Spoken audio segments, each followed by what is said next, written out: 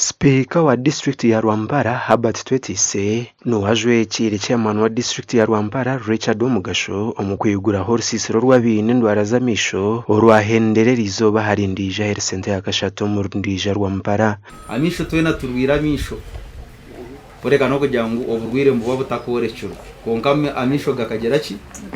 gakarwara kare yorebe obuwabire cyuru muto ayo wabiro rebo kakoma hato no horupika aha nari kwa biwabe ukoma hihi hato no reba hari wabiro reba hari hato no ukoma hihi so nco manyisa ngo twena turwire konka no kugira ngo tubaka tuchekingere bakarebe kiturwire narish endwara tekakuzira konka amisho go n'ikintu cyukuru ikirese twabasa kure tumura mugo mu rubujaga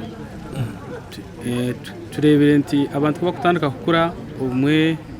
ukureba kugira uko wateganisibwamo so konka ko muntu wa kubasa kugira uyo kuyafuna ubiyambisa mhoya nabasa kugira uko nabasa kugamba neji organization niba kweta hapa Uganda kugira ngo bino buherezo ubu buko basa kugira uko babasa kuyamba abantu abahira ruguru kubasa kubayamba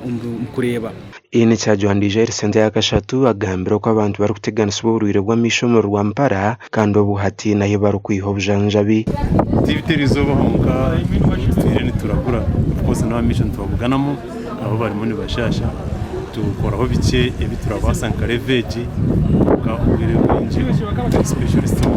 district ubutwine na stamakinoni so ndikira kubohereza ari kinoni nawe yayekayo akashanga umurengere barevoye abohereza mu hospital ko bino rwaramisho waza kushikambara sente mu mugabo dini transport kandi kishikishangana ne sente ziri nyingi umuntu feelinga kutungo enanka ibarabure muntu wasima Mr. Brian uturetire kitongore iki mare myaka mingi ntakweza mbere tachisoma biburi konkati kurye kubo nazo arumugara ibindi zabo ati kubampereze bihandiko nareba nabisoma nahwezanye n'amasikongo musa kunyamba Dr. John Paul Rwanga mukuru w'ikitongore cya hapa Uganda ayorekero kwatwaho ahabwa abantu batarukufaye kucebeza amisho gabo bukerakare. What I would give, the advice I would give to the people of Rwambara, not to wait for signs like pain for them to go to hospital. You can always walk to a hospital and do general body screening, including eye checkups, dental checkups, and any other thing that the health workers usually advise. Urusisiro rukurirwa ba hapa Uganda bakwatanise na Maisha Maids hamwe na Ministry y'Amagara hamwe na Rwambara District Local Government. Omugandi abantu bari kwikashatu nabana abari kutura n'uburema mbiri yabo mu district ya Isingiro batungira kamwenya hamatama bwanyuma yo kutunge bukozesubwa.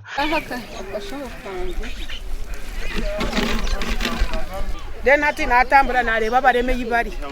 abamwe nareba no babakomera ahamiti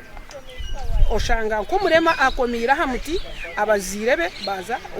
omukuhinga kintu echo cyankwata ho munonga kandi nareba majority bona nibenda kugana nibenda bigenda so mwene tebakora mirimo yabo aha kintu cye bigenda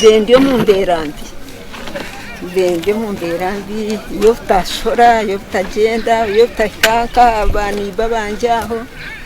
nkahati nabaje takiyanza kahi ahindi kwenda hona impora kubunjukure mu mwana yafuna kagara abo ko habera atafutambara kubunji akwabiri natambuza amaju nane mukono konkati kuba muteko mu kagare nde bati yatunga amashemerero mu rundi murongo yindi mabiri inde akubande takabona gakagari niteganisibwa mu tambara kati banani bankacha chinde niteganisibwa mu nyonga ubuhezo bubuhirwe ab'ekitongore cya Humanity and Inclusion abahire yo bwaro bwo kugendera mu enkono zo kutamburaho hamwe na za kaminuza batarukwemerera ahabwa barema batori no mu district yona yani nsime ekitongore iki bacheta ecyayi ya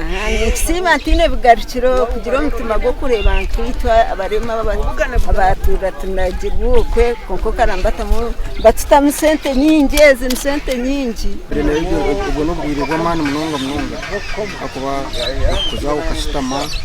zo barkarenga utine ho kushobora mwe utine naho kushika cyo nkweto nendwaro kwayo mukati ngira ngo ndware yo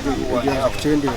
aba basimire government hamwe n'ekitongole kya Humanity and Inclusion ahabw'enteekateeka egi bitu abebembezi b'abarema nibagira ngu ebintu by'abarema biihweho omushoro okugira ngu buri murema abaase kubitunga.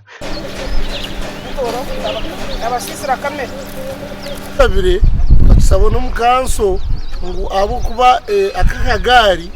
wano kagura aha open market kariyo miliyoni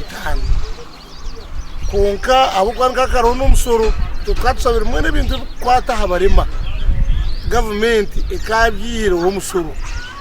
at least buri umuntu akuba atatunje kagari aka inesenteze abasa kugura akagari abasa kugura enkoni